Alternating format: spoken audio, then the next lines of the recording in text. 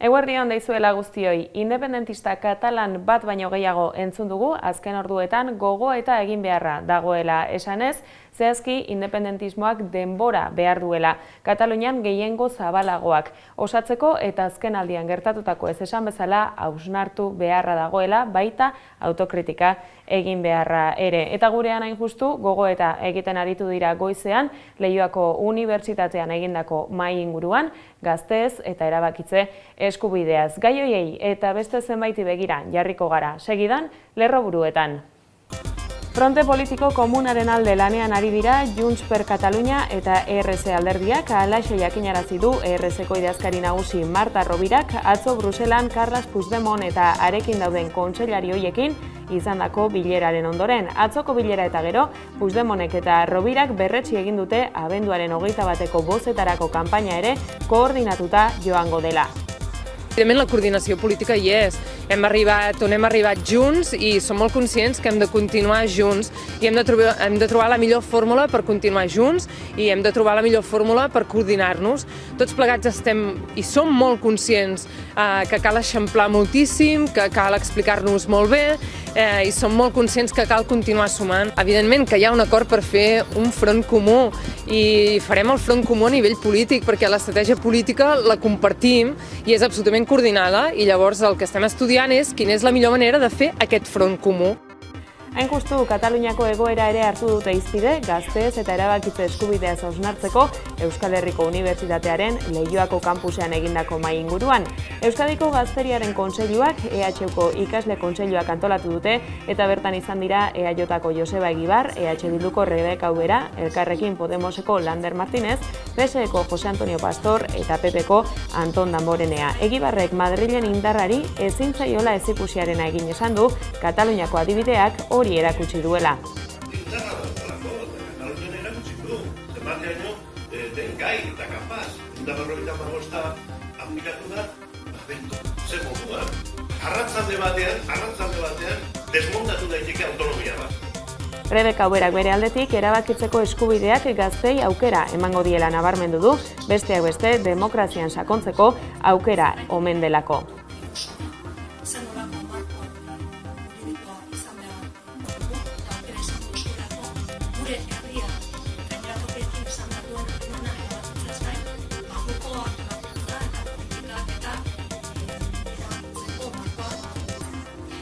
Zergatik da hona ere, demokrazian sakontzea suposatzen duelako eta ondorioz eskubideetan eta askatasunetan sakontzea suposatzen duelako.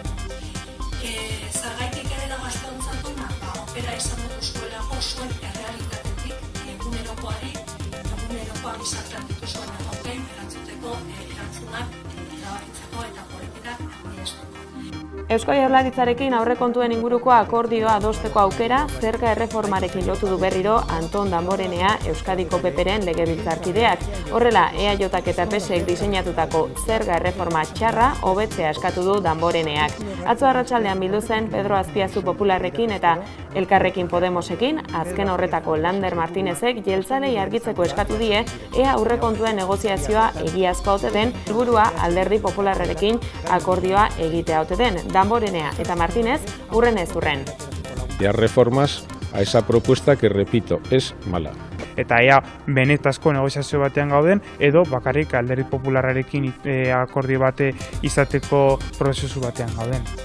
Euskal Herria Bildu koalizioak eta ELA sindikatuak bilkura egin dute Eusko Jaurlaritzako aurrekontuez eta fiskalitateaz aritzeko eta kritiko agertu dira EAJak eta PSek adostu dituzten aldaketa fiskalekin. Anbizio falta izatea leporatu diete. Gainera, eragin zuzena izango omen dute aurrekontuetan eta hoien bidez herritarrei eskainiko zaizkien gizarte zerbitzuetan.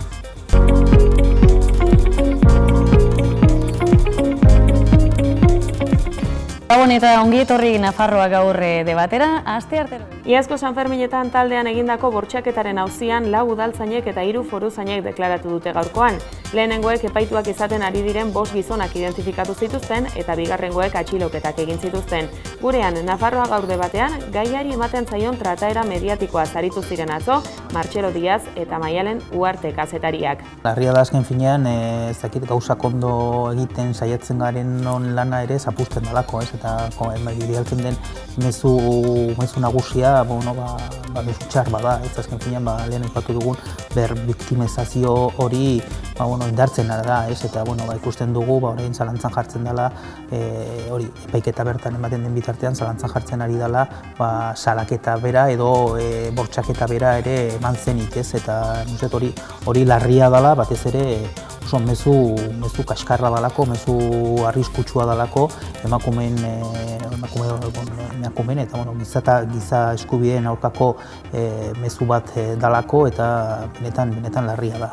Horrez gain, hainbat analisi interesgarri egin dituzte Nafarroako gaurkotasun gaien inguruan programa horretan. Altsasuko gazteen egoeraz, edota atzo bertan, Uxue Barkos Nafarroako lehendakariak egindako adierazpenez aritu dira. Asteartero, iluntzeko 10:00 aurrera, ikus daiteke Nafarroa gaur debatea 11 telebistan.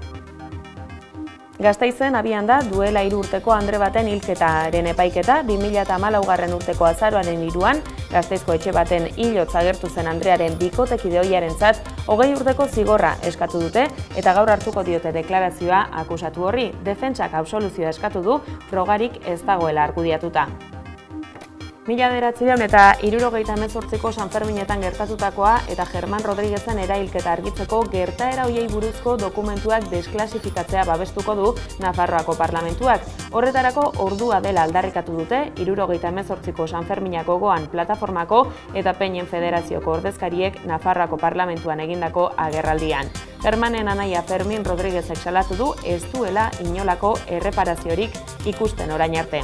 Las muertes de Germán y Joseba son sin duda los hechos más graves de aquellos días, pero no los únicos.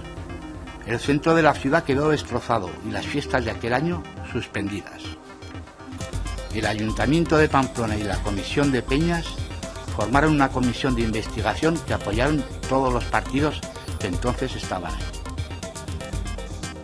En este aniversario, nuestro lema, Impunitari Stop, impunidad, deja meridianamente claro nuestra intención de ahondar en la resolución de aquellos hechos, que recordemos, nunca han sido juzgados, nunca se ha pedido perdón y nunca se ha reparado a esta ciudad por una agresión militar indiscriminada. Euskal Herria Bilduko legebiltzarkide Bakartxo Ruizek bere aldetik bat egin du plataformako eta Peñen Federazioko kideen eskariarekin eta esan du Nafarroako parlamentuak ahal duena egiteaz gain Espainiak ere dagokion erantzukizuna hartu beharko lukeela. Esan bezala, argizki bat eman baldin badakioke eta gutxienean Nafar jendartearen eta Nafarroako gehiengo politikoaren, espero dute aho batez izan dadin. Azkenean ardura horri nolabait heltzea eta eskaera horri bide ematea justiziazkoa da. 40 urte pasatu diren honetan egiaren bidean urrats batzuk emateko garaia dela.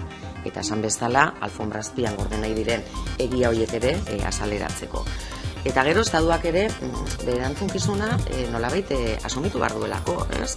Hemen asko hitz egiten da egindako minaren aitortzaz, eta nik uste indarkeria baliatu duen edo zeinen kasuan ezinbestekoa baldin bada egindako mina aitortzea, zer esanik ez, estatu aparatu ez ari garenean, estatu batez ari garenean.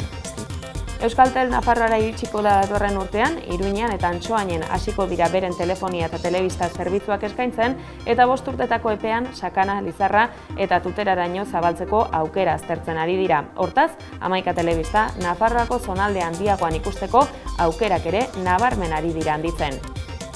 Aurtengo bertsolari txapelketa nagusia hasi zen ezkeroztik, abian da horren jarraipena egiteko bertso jop saioa 11 telebistan. Gaurko atalean, Durangoko finalaurreko bertsoaldiez gain, Jorge Oteiza izango dute ardatz eta elkarrizketaren atalean, Espuela nahi proiektua aipatuko dute. 2 bertsolarik eta 2 aktorek parte hartzen dute proiektu horretan eta protagonistekin hitz egin du Einaute Entxegi lankideak. Gaueko 9:00 aurrera izango duzue bertso jop ikusteko aukera gurean.